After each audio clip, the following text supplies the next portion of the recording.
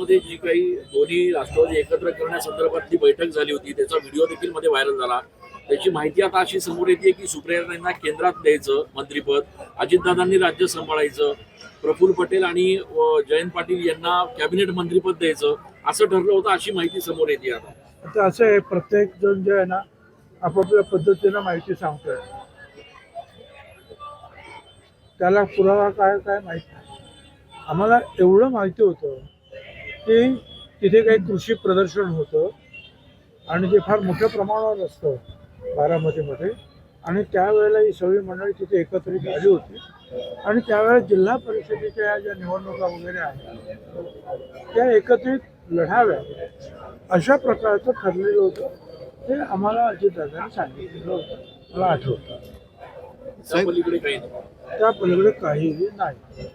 आणि स्वतः मुख्यमंत्र्यांनी सांगितलं की असं काही असतं तर त्यांनी मला नक्कीच ते शेअर केलं असं मला सांगितलं असतं.